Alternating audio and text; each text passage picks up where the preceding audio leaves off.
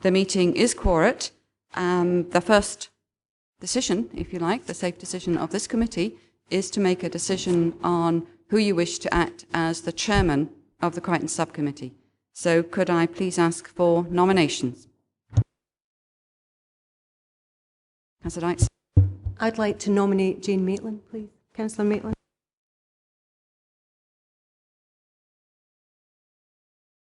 Happy to second. Can I confirm if a very surprised Councillor Maitland is willing to accept this nomination?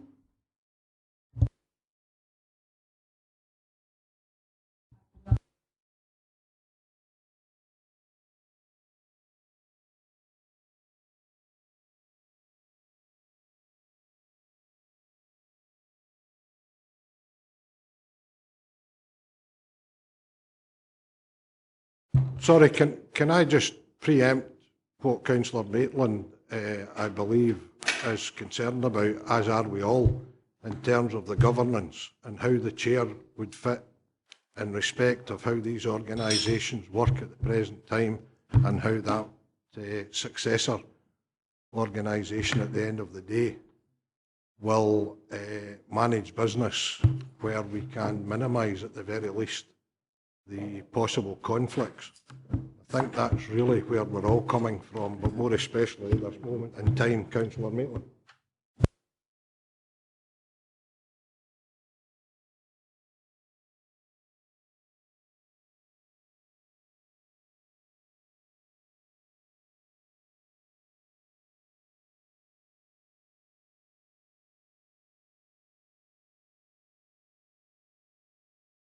I was,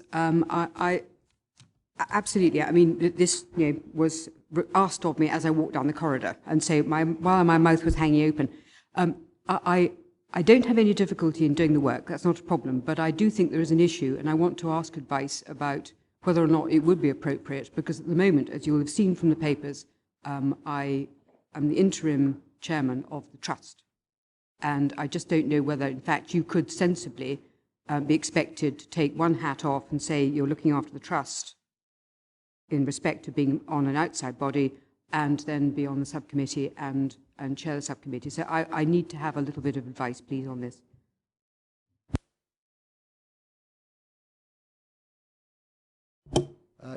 Members will see from the first report on the agenda, I did consider the issue of potential conflicts of interest and registers of interest, etc. In addition to providing you with legal advice, which I double-checked, I have also sought a dispensation for those members who are members of the Crichton Trust and also members of the subcommittee. I've sought that dispensation from the Standards Commission, and I'm anticipating getting a reply back fairly soon. What I would say is that I don't want to thwart you in any way, Councillor Maitland, but I think that joint chairmanship is a step too far. I'm sorry. I really do think it's a step too far. You make the point yourself. Which hat are you going to be wearing? And please don't think I'm trying to stop you from being it. I think as an individual you could do the job standing on your head, to go to your hat analogy, but I think the perception would be what's going on here. I'm got kind of bounced with that when I wasn't aware it was coming.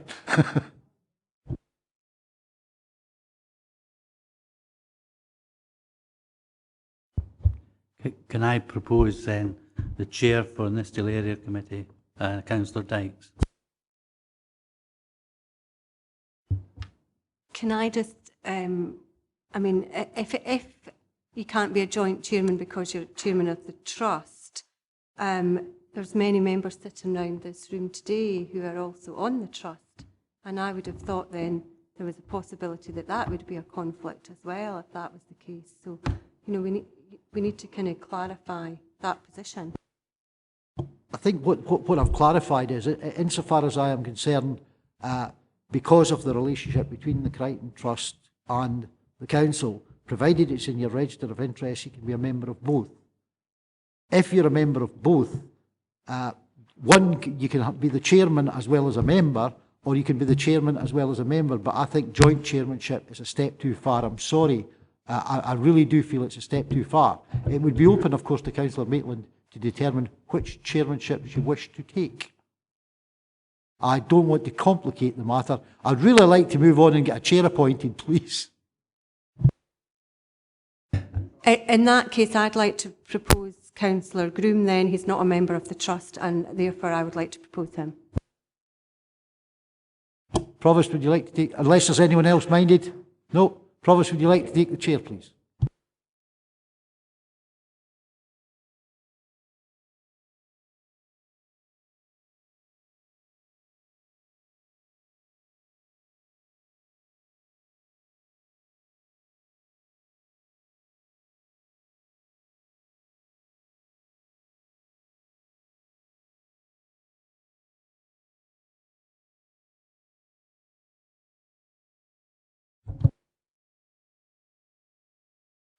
Do we have any apologies this afternoon? Councillor Smith, as I say, he had another, this meeting, as I say, it was arranged for a while and it seemed to drag on before we got confirmation. So he already had something arranged for a Friday afternoon, and he's a bit thingamajigger that it was arranged for a Friday afternoon when members have other things on. Thank you. I can confirm that there are no other apologies and the meeting is quorate.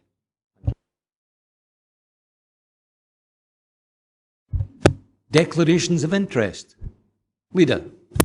Chair, I'm a member of the Crichton Trust. Councillor Maitland.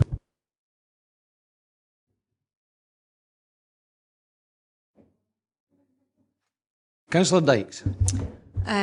I was appointed as a member of the Crichton Trust from P&R Committee in June, as I believe Councillor McGregor was. We were waiting for governance advice to come back to us. Neither of us have signed our documentation. However, we have been appointed through committee.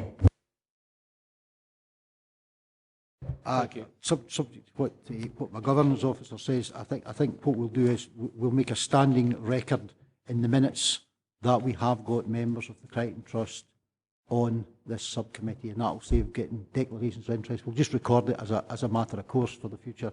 Can I just check with everybody who is a member of the Crichton Trust? You have completed the register of interests. Thank you. Councillor Martin. Thanks, Chair. As the Labour group, just as I say, we're a bit wary about the decision for members of the Crichton Trust to sit on this committee. We've got the governance there, but we've also we've not had formal advice yet from the Standards Commission on this. So I'd just like to know when we actually put a formal request into the Standards Commission when this was taking place, because over the last 5 years I was on the Crichton Trust. Any time any business come up, we'd had to we'd declared an interest, and I would reckon about 99% of the time we left the meeting. We actually had one of the councillors who was a member of the Crichton Trust wanted to speak on an issue that had been raised at the Crichton Trust, and he was refused permission because he was a member of the Crichton Trust, and the issues joined together, married together, more or less.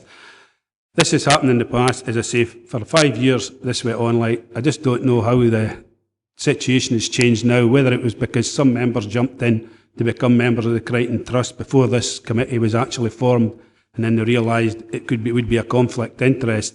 So, as I say, I would put a motion forward that this meeting is deferred until we get formal word back from the Standards Commission, whether it is they should be kept separate or whether both are allowed to, the members are allowed to sit in both the Crichton Trust and the committee. Mr. Haswell. Provost, thanks. I hear what Councillor Martin's saying. What I would say is that you're in a different situation from you were in the previous 5 years. In the previous 5 years, you were dealing with the Crichton Trust in a different way. What you now have is a partnership between the council as the senior partner, the Crichton Trust, and a number of other external bodies. My logic, and as I say, I've checked my logic with a colleague out with Dumfries and Galloway. My logic is that we're in a situation where, provided that you've set out the fact that you are on the Crichton Trust and provided it in your register of interests, then I don't think that membership of the two is mutually exclusive. And my view is that there is no potential for a perception of a conflict of interests in these particular circumstances.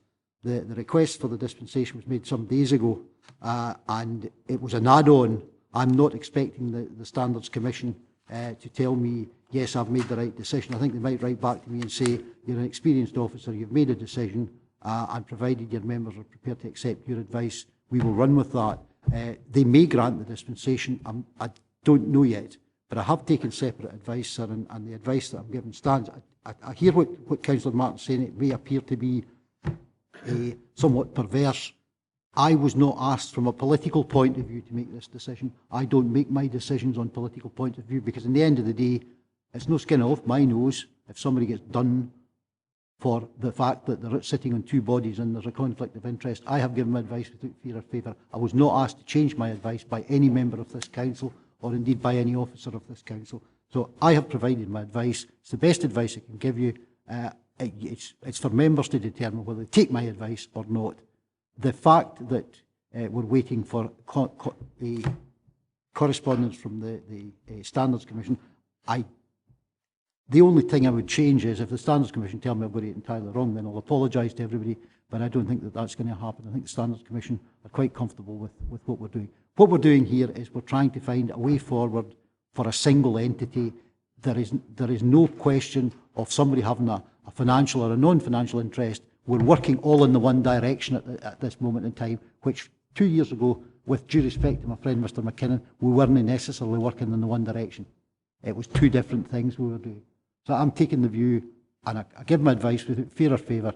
I don't think, provided you have it in your register of interest and your declaration is there before you, there can be any perception that you're doing anything other than trying to take the Crichton Trust as the jewel in the council's crown, the Crichton estate as the jewel in the council's crown forward. In there, Chair. You can indeed. Well, as I say, you say there's no conflict of interest. There will not be a conflict of interest when we're talking about here, maybe winding up the Crichton Trust and the Crichton Development and the Crichton Foundation. Will that not be a conflict of interest? My understanding is that there is no suggestion that the Crichton Trust be wound up. I would have to review my situation if you were discussing that. But my understanding is that to wind the Crichton Trust up and transfer all the leases and transfer all the ownerships and transfer everything would result in this council saying the game's a bogey, it's going to cost us X £100,000 to do it. You are going to have a mechanism for the property holdings. You've entered into a lease for 125 years with a body. You're going to have to keep that body in existence, or alternatively start winding it down, and that's going to be a major decision for the council. I don't think it's proposed in any of the documentation I've seen. I do take your point, sir. If that were ever arising or that were coming on the horizon, I would have to look at the situation again. Leader? Chair, it's back to declarations of interest. Would I need to declare an interest as I'm a non-executive board member of the board of NHS with regard to if the business plan has something in selling property, there would be a financial implication towards the NHS board?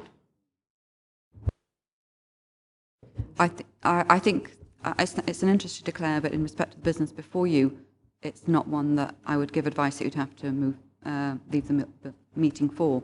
But I think it would be for safety, have that on the declaration. Councillor McCocktrey?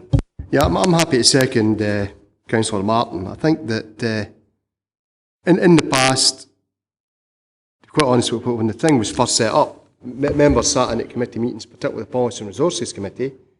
Then all of a sudden the rules changed. No, you can't sit in the committee if you're a member of the trust or the development company. So we're going back to what the original advice was, it would appear to me. And I think we've got to get all this straightened out, not just for this particular committee, but for other committees, but that's for next Thursday. So in the meantime, I think that I would support Councillor Martin just to defer this meeting till we get some belt and braces from the Standards Commission. And we appreciate the position Mr Haswell's in, it's not his fault. If the political groups concerned had a bit of a tumble to themselves, that if their members were going to declare an interest, they could have the common sense to appoint other members who could have attended here who are not members of the Crichton Trust. And that would have saved a lot of hassle for officers and a lot of hassle for other members. Unless these members of these other political groups are saying they don't believe anybody else in their group is capable of attending these meetings, which I find rather strange. Councillor Maitland. I was just going to ask about the issue of overall control, because I mean, at the end of the day, the council, as a member of the trust, has control of that trust. You know, so I mean, let's not get kind of too much twisted up our own rear end, because at the end of the day, the council has control. It can control because it can appoint 10 members of the trust. So it, in essence, But we're not talking can about do that, what it wants to Chairman. do. I think, in effect, we are. Mr Scobie. Thank you, Chair. As one of the few that maybe has not to declare an interest by all accounts here, I just don't know whose interests are here in terms of them being members of the trust or the committee or whatever. And I hear Jane Nitton in the side here as to the council. But, you know, coming back to the Standards Commission and what we're always told, in that it's the public perception as to what we are doing as a council and how they would view this. And I think that's something that we've got to take into consideration. However perverse Alex describes the membership of this committee. It's the public perception, you know, what they perceive as happening in here. And in that respect, the report clearly lays out that, you know, once this is available, it will be reported to us under, I think it's 4.4 in terms of the Standards Commission. And surely the safest way is, as is being suggested, if there is no decision making or no decisions to be made today, it might be better that we do defer this issue until we can get clarity on the whole issue.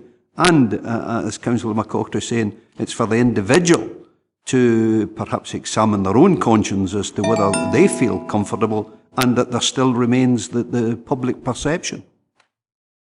Mr Haswell. Councillor Scobie's hit the nail on the head. Public perception. I've given members my advice. I will give the same advice to the public.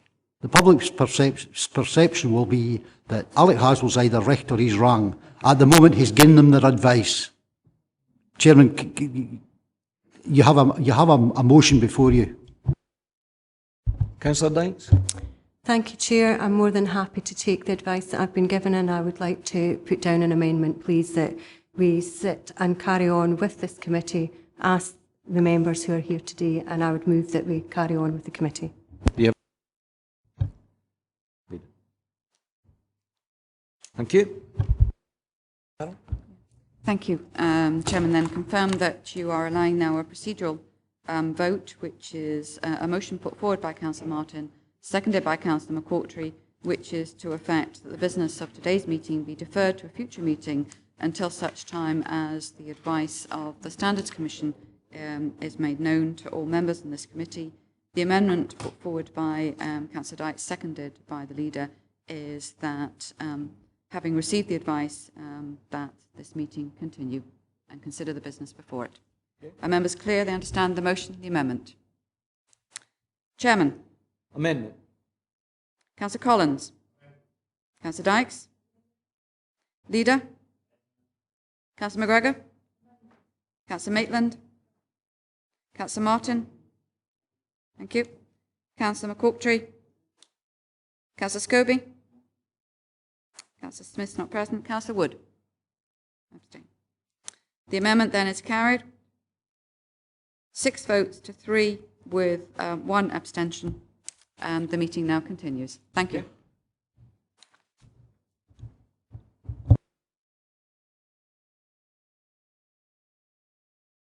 Are you speaking to the first item, Mr Haswell?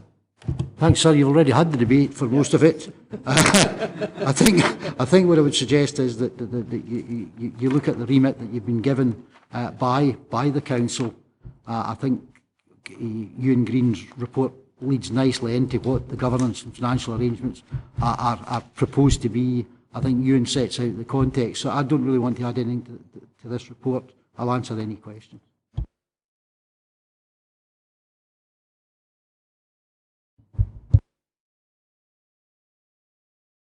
Recommendations? Well, I think we're only being asked to note this at the moment. I mean, at the end of the day, we need to have some business for future meetings, and I think that some pretty big decisions to be made here, and having been involved when this was first set up, advice was ignored then. That's why we ended up with the court and the Crichton going to court with each other over certain things. So let's make sure when we reset it up, we don't end up where we were 15 years ago. So I think we should maybe invite Donald McKinnon to a future meeting to speak about his take on the consultant's report. We should probably also invite maybe some of the academic side and some of the other users off the site to see their input, to make sure that we're getting everything right as a committee before we hand over to the new body. Do we agree to note the recommendations?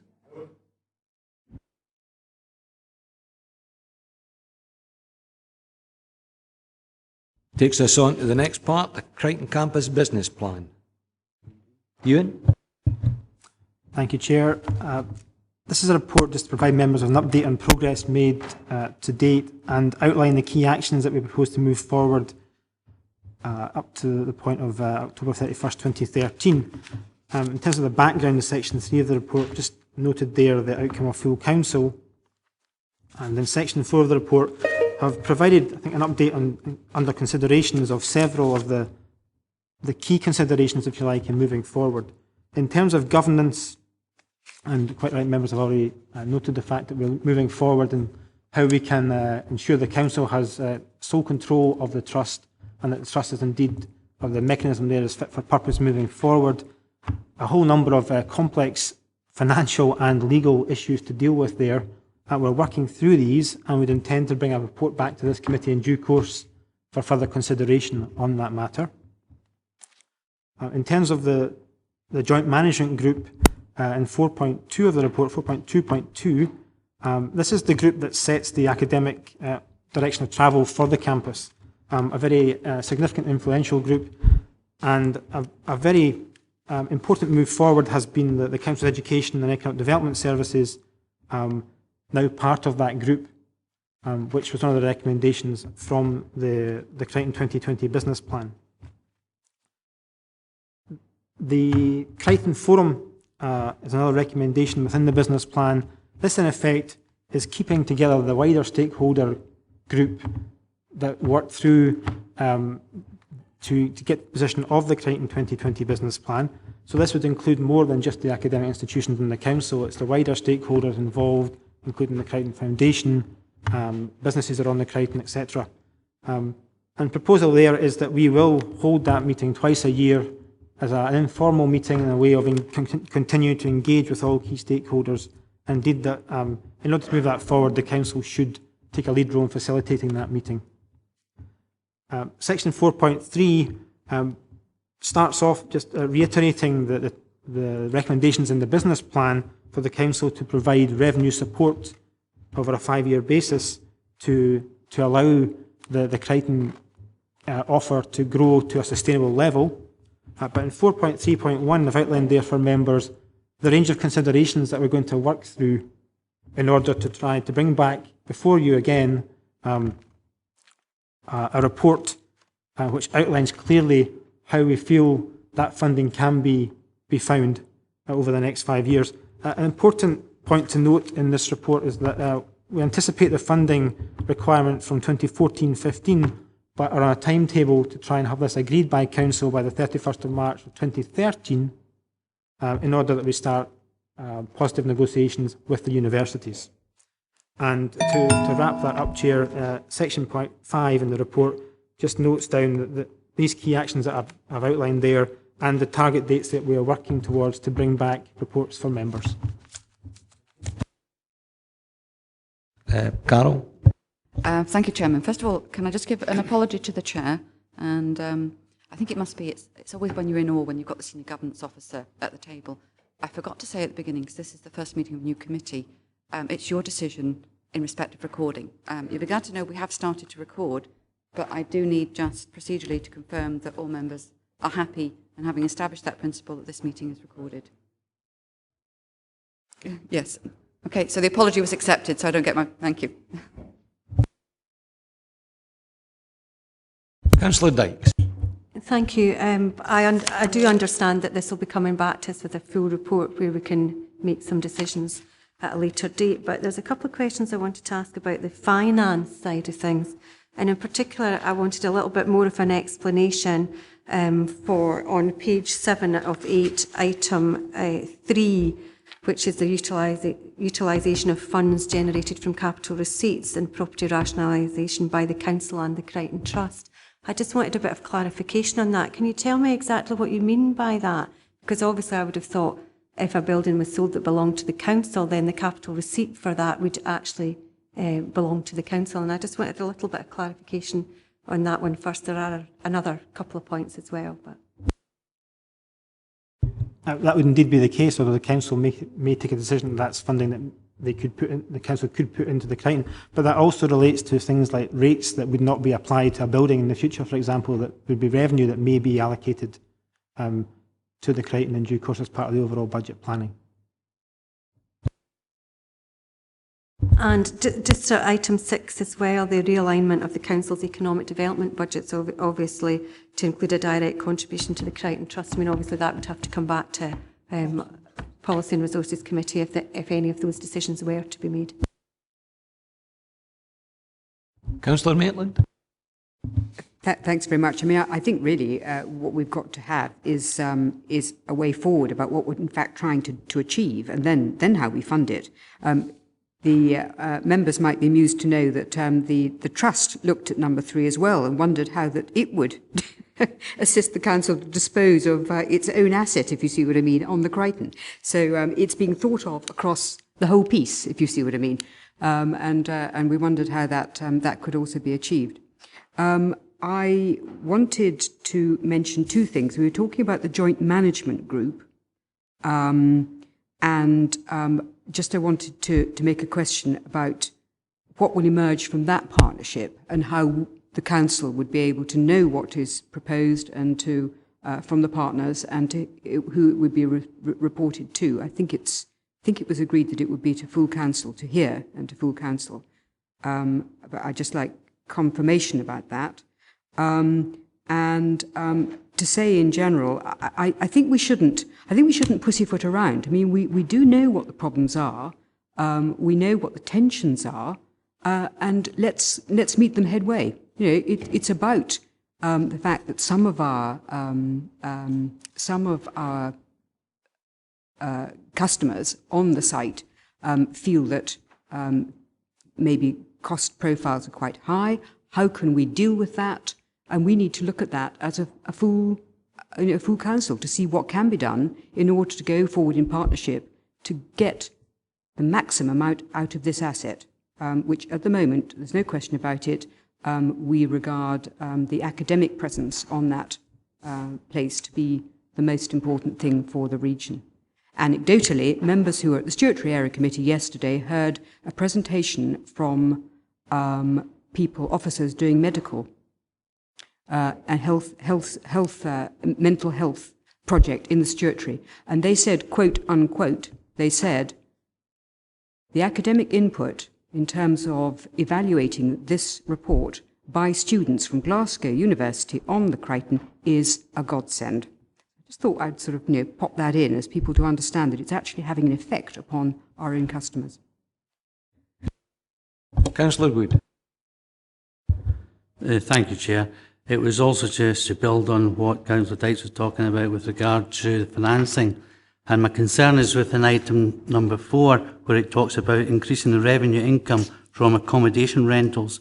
Now, when I was in the Trust, this is one of the big problems that the Crichton had, was that they couldn't rent the properties, but there just was no demand for them. In fact, we upgraded Heston, and we never got that to full capacity the whole time that we had it in operation.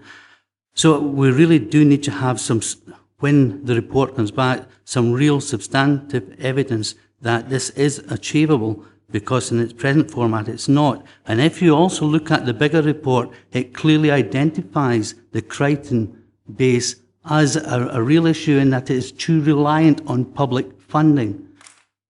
Now that's within the text of the report. So I think that we have to really give that serious consideration as to how you are going to fund it, because throughout the whole time that I have been involved in the Trust, funding has been the major issue.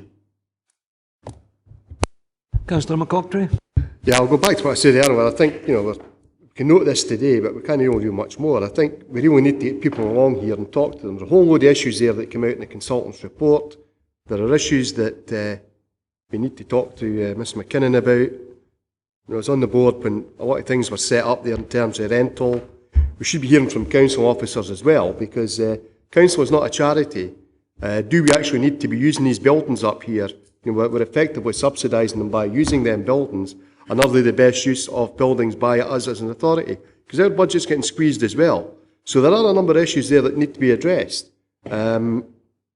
So we can generate as much heat as we want today, but we're not going to get anywhere, and we really need to get the experts along from the various areas and speak to them and ensure that the new setup is one that actually achieves something. To be fair, the development company and the trust over the last few years, nothing more than rubber stamping jobs. Quite frankly, there's a lot of things happening up there, because I worked up there, and there's a lot of things happening up there that the members were never aware of, and indeed some members had never been anywhere apart from the headquarters building, to be quite frank with you.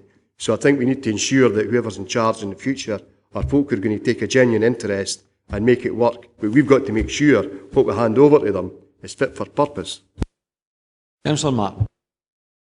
Thanks, Chair. It's just under 421, the practical formation of a new development company from the current Crichton Trust and subsidiary Crichton Development Company raised a series of complex legal issues, etc. Does that mean the Crichton Trust and the development company are effectively being wound up and their assets transferred to another development company, to the Crichton board? It's an option, but we're working through it at the moment. But it's more it's more likely at the moment that it's about streamlining the membership of the trust and ensuring the council has the sole control of that.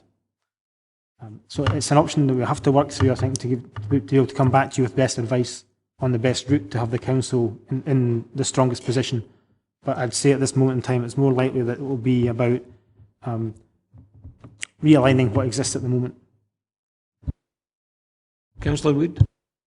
One of the things that I would like to embed at this stage as well, on my last day on the trust, it was brought to my attention and highlighted, and I'm sure that Donald will recall it as well, whereby members of the trust would like to work more closely with this new subcommittee.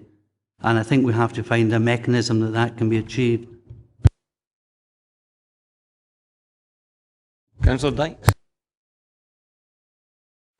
Thank you, Chair. 4.2.1 again, just on the second paragraph where it says, and when the new board members are appointed, there'll be no members, elected members from Dumfries and Galloway Council or officers on the board. And I'm not actually quite sure that I think that that's correct when we're given such a substantial sum of money. However, I'm happy to take some guidance on that. I just want to make that point, and obviously when the document comes back for us to actually scrutinise and make some decisions and ask some questions, then these are maybe the times that we look at those. Councillor Maitland.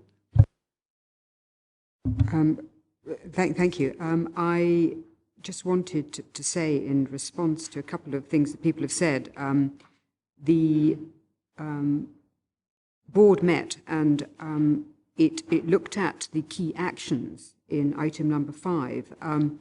And I think, following on from what Councillor Dykes was saying, they did think that it's possible that that might be quite ambitious to have everything in place.